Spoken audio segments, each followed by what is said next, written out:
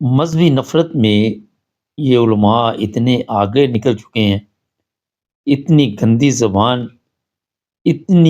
زبان کہ اس سے پہلے یہ پروگرام شروع کریں میں بتا دیتا ہوں کہ کوئی ان کو پوچھنے والا نہیں۔ دیکھتے ہیں آج کا پروگرام بڑا اہم ہے، جڑے رہے ہمارے ساتھ۔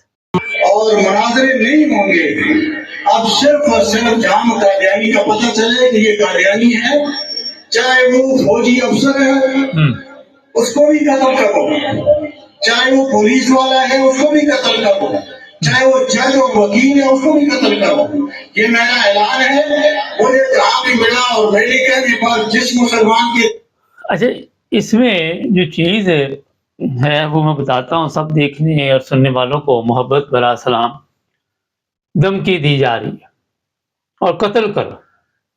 یہ مجھے کل ویڈیو کسی نے بھجوائی تھی اور میں نے ان سے وعدہ کیا تھا کہ میں اس پر پروگرام ضرور کروں گا۔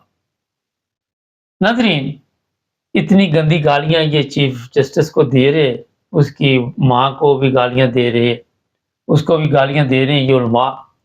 اور یہ ویڈیو ہو نہیں سکتا کہ ہمارے جو پارلیمنٹ میں بیٹھے ہوئے ہیں، جسے وہ کہتے ہیں کہ مقدس پارلیمنٹ یا مقدس عدالتیں، اعلیٰ عدلیہ، ان تک یہ نہ پہنچی ہو، یا پولیس کے بڑے آفیسر جو ہیں ان تک نہ پہنچی ہو، یا ہمارے چیف آف آرمی سٹاف حافظ منیر صاحب تک نہ پہنچی ہو۔ یہ ویڈیو تمام لوگوں کے پاس پہنچی۔ اب اس میں جو افسوس کی بات ہے وہ یہ ہے کہ یہ مولانا صاحب گندی گالیاں دے رہے ہیں اور جو سامنے بیٹھے ہوئے لوگ ہیں وہ اونچی اونچی مسکرا رہے ہیں، ان کی ہنسی نکل رہی ہے گندی گالیاں سن کر، پتہ نہیں کہاں پہ بیٹھے ہوئے، مجھے نہیں اب یہ علم اچھی طرح۔ لیکن بورڈ پہ تصویر دیکھی مولانا صاحب کی، اور پھر میں جو آپ کو ہمیشہ کہتا ہوں، پرابلم وہی ہے کہ پاکستان آج جن حالات کا شکار ہے اس میں جو اول درجے کا مسئلہ ہے وہ ہے جہالت۔ ہم جہالت سے باہر نہیں نکل پا رہے۔ پاکستان کے قوانین موجود ہیں اور اگر وہاں پہ قوانین موجود ہیں تو اس پر پھر عمل نہیں ہو رہا۔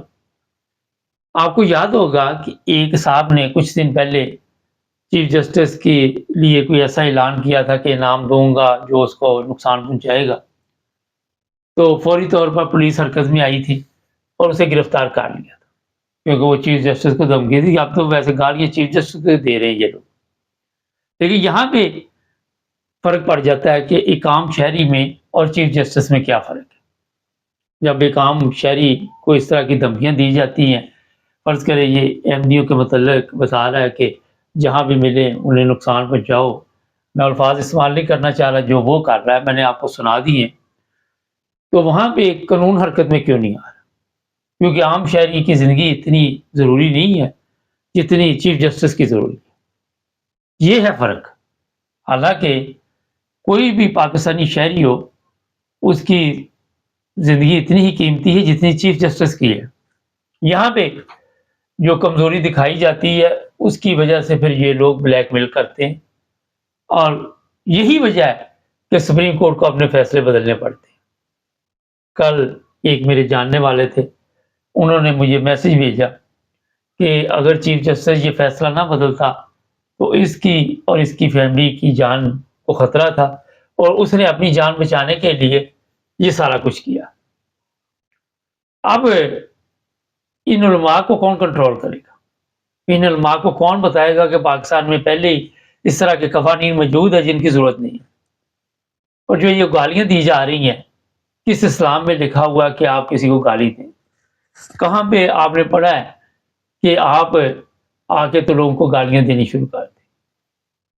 یہاں اگر آپ کا کوئی بندہ فوج کے جرنیلوں کو برا بھلا کہتا ہے، فرض کرے، یا سیاستدانوں کو یا مریوں کو سوشل میڈیا پہ، یا نون لیگ کو، تو ان کو اٹھا کے لے جاتے ہیں، پھر ان کا اللہ حافظ ہے، ان کا پتہ نہیں وہ کدھر گئے، زندہ ہے، مر گئے، کیا بنا ان کے ساتھ۔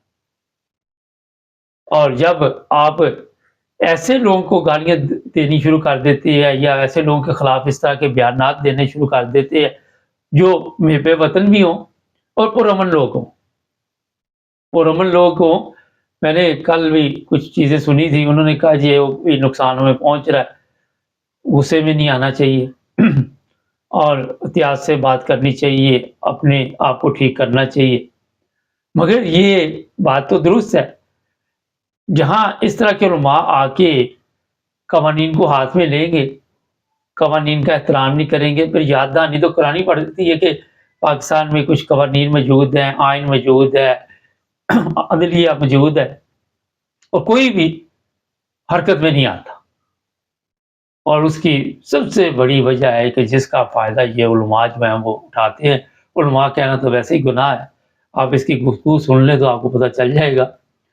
لیکن یہ میں بتا دیتا ہوں کہ انہوں نے اب ظاہر ہے کچھ نہ کچھ تو فساد ڈالنا، کچھ نہ کچھ فتنہ ڈالنا، اور اس کے لیے بس ان کے پاس اور کوئی چیز نہیں۔ اب یہ مولانا صاحب اگر اس طرح توجہ دیتے کہ ان کو اسلام کی تعلیم بتاتے، مگر وہ جتنی گندی گالیاں دے رہے ہیں، مجھے لگ رہا ہے کہ ان صاحب نے بھی اسلامی تعلیمات نہیں پڑھی۔ میں آج ہی ڈاکٹر اسرار کا دیکھ رہا تھا کہ مسلمان جب ہندوستان میں تھے تو اس وقت بھی کوئی مقابلہ نہیں عیسائیت کا کر سکتا تھا، اور پھر انہوں نے کہا کہ اس وقت کہ جو جماعت احمدیہ کے بانی تھے انہوں نے ان کا مقابلہ کیا اور دلائل پیش کیے۔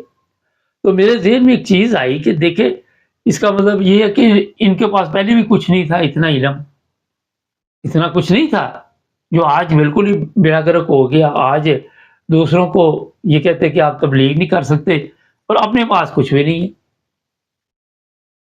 تو یہ آج کا مسئلہ نہیں ہے، جب آپ کے پاس دلائل نہیں ہوتے، جب آپ کے پاس بات چیت کرنے کے لیے کچھ نہیں ہوتا۔ ہم جانتے ہیں جب چھوٹے ہوتے تھے، کھیلتے تھے، میں کئی دفعہ بتا چکا ہوں، فٹ بال یا ہاکی یا جو بھی کرکٹ شرکٹ، تو جب ہارنے لگتے تھے پتا ہوتا تھا نہیں جی اتنا ایک ٹیم نے فرض کریں، تو وہ لڑائی شروع ہو جاتی تھی، کیونکہ وہ ہوتا یہ تھا کہ اب لڑائی ڈال دو تاکہ میچ جو ہے وہ ختم ہو جائے، ہار جیت کا کوئی پتہ ہی نہ چلے۔ آج ان کے پاس یہی حالات ہے، سیم وہی کچھ چل رہا ہے جو پہلے چل رہا تھا، کیونکہ اگر یہ اس وقت مقابلہ نہ کر سکے، کہ میں حیران رہ گیا ہوں ڈاکٹر صاحب کی، آج ہی میں نے ایک آڈیو سنی، ویڈیو سنی تھی، میرے پاس موجود ہے شاید، تو ان کا بھی یہی کہنا تھا۔ پھر جب ابھی میں ویڈیو دیکھ ہی رہا تھا تو ایک اور سامنے آ گیا کہ جو ایک اس وقت کے بہت بڑے علماء تھے، جب 74 میں احمدیوں کو غیر مسلم قرار دیا گیا تو ان کے پاس دلائل ہی نہیں تھے، وہ بحث ہی نہیں کر پا رہے تھے۔ اور پھر جب میں اس طرح کے پروگرام کرتا ہوں، لوگ مجھے کہتے ہیں آپ کیوں جناب اتنی سائڈ لے رہے ہیں، لیکن میں بات حق کر رہا ہوں کہ مقابلہ کرنا چاہیے، کوئی بھی ہو۔ اگر کوئی آپ سمجھتے ہیں کہ مسلمان نہیں ہے آپ کی نظر میں، اور بس اس سے کوئی فرق نہیں پڑتا۔ میں نے ادھر ایک بندے سے پوچھا کہ آپ کو پاکستان میں مسلمان نہیں سمجھتے، تو وہ کہتا میرے لیے اس کی کوئی حیثیت نہیں ہے، میرا اور خدا کا معاملہ ہے، میں نے خدا کے آگے حاضر ہونا ہے، میں خود ہی خدا کو ظاہر ہے مطمئن کروں گا، یا خدا تعالیٰ نے جو بھی مجھے میرے ساتھ سلوک کرنا ہوگا۔ تو ان کی کیا حیثیت ہے، ان کی کیا اوقات ہے کہ یہ مجھے یہ ایسے کہے۔ یورپ میں تو آپ کو پتا آزادی اس چیز کی، مگر عدل سے بات آج ہمارے نہ علماء کر رہے ہیں، نہ ہمارے جج کر رہے ہیں، نہ ہمارے پولیس والے کر رہے ہیں، نہ ہمارے جو بھی لوگ بیٹھے ہوئے ہیں۔ ابھی فضل الرحمان کہہ رہا تھا کہ یہ جعلی جو بیٹھے ہوئے ہیں وہ آپ کے پارلیمنٹ میں لوگ، لیکن جہاں پہ اپنا مفاد نظر آیا وہاں پہ وہ جعلی جو ہیں وہ اصلی ہو گئے۔ ابھی تک مولانا صاحب کو یہ پتا ہے کہ یہ 2 نمبر طریقے کے ساتھ وہاں تک پہنچے۔ جو بندہ عدل کے ساتھ پارلیمنٹ میں نہیں پہنچ سکتا، وہ عدل کے ساتھ بات کیسے کر سکتا ہے؟ یہ بتائیے مجھے۔ پہلا تو بنیادی چیز یہ ہے کہ سچ بولو اور عدل پورا تولو۔ جب آپ نے پورا تولا ہی نہیں، جب تولتے وقت ہی بیڑا گرک کر دیا، تو آگے جا کے آپ کیا کریں گے؟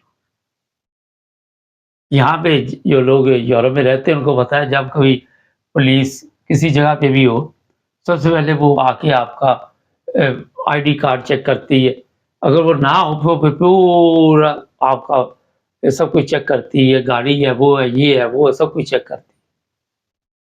تو ہمارے وہاں پہ تو جب آپ نے بنیادی طور پہ ہی غلط راستہ اختیار کیا، اس کے بعد آپ سے کیا امید رکھ سکتے ہیں کہ آپ انصاف کے تقاضے پورے کریں؟ इन उलमा की अगर ये गंदी गालियां पार्लियामेंट के लोगों को समझ नहीं आ रही, अदालतों के लोगों को समझ नहीं आ रही, जजों को, आम पब्लिक तो वहां पे कह के लगा रही है और खुश हो रही है कि मौलाना साहब बहुत, तो ये बता दूं जो बात कर रहा है वो तो जाहल है ही, जो आगे बैठे हुए हैं वो उससे भी बड़े जाहल। कौन गालियां सुनने के लिए अपना टाइम जाया करता है, कौन वक्त बर्बाद करता है, मगर इस कौम के पास वक्त ही वक्त है इन कामों के लिए, तो हम जनाब इस्लामाबाद में इकट्ठे हो जाते हैं, इस्लामाबाद बंद कर देते हैं। तो साबित ये हुआ कि शुरू से ही मुसलमानों ने इस तरफ तवज्जो नहीं दी, और जो इनको कहता कि तवज्जो दो उसके ये खिलाफ हो जाते। ये आपके सामने कई दफ़ा पार्लियामेंट में ये कई लोगों ने बयानात दिए, उसके बाद उन्हें बयानात तब्दील करने पड़ते हैं। वजह ये कि उन्होंने पाकिस्तान में रहना है, जवाब हमारे पास कोई भी नहीं है, उलमा के पास हैं गालियाँ, और जब जवाब कोई नहीं तो कहते जी बस ये भी जो है इसको भी जिंदा रहने का हक नहीं। अदालतों के होते हुए उलमा फतवे जारी कर रहे हैं, और जिसके नतीजे में कई साल फिरे हैं, उनको फिर जन्नत के ख्वाब दिखाए जाते हैं, और जन्नत के ख्वाब दिखाने के चक्कर में वो लोगों की जिंदगी जहन्नम बना देते हैं। ये एक बहुत बड़ा मसला है पाकिस्तान का। आपने देखा कितने वाकयात पाकिस्तान में होते हैं, ये नहीं कि सिर्फ अहमदियों के मुतल्लिक मैं बात कर रहा हूँ, ईसाइयों के साथ भी ऐसा होता है, हिंदुओं के साथ होता है। जो इनके काबू में आ जाए, जो जिस पर भी इनका लेन देन सीधा नहीं हुआ, जिस पर भी किसी ने इनकी बात नहीं मानी, तो इनको पता चल गया कि ये जनाब फलां मजहब से है, चलो जी जो मर्जी इसके ऊपर डाल दो। जैसे पुलिस वाले पाकिस्तान में किसी के ऊपर दुश्मनी हो तो चल डालते हैं। अब ये पाकिस्तान का मसला नहीं, हमारे माशरे का मसला है। माशरे में ये चीजें चलती हैं क्योंकि सीखा हमने ऐसे है। जब उनसे पूछा जाता है कोई भी हो कि हुआ क्या, जी हम ये नहीं बता सकते, बस हमने जो कह दिया वो कर दो। तो मुझे किसी ने पिछले दिनों किसी एक महफिल में था मैं, तो उसने पूछा ये क्या वजह है कि हम पाकिस्तानी यूरोप में भी आके अपने आप को ठीक नहीं कर पाते। तो मैंने कहा उस माशरे का मसला है जहाँ पे टीचर भी झूठ बोल रहा है, साथ भी झूठ बोल रहा है, स्टूडेंट भी झूठ बोल रहा है।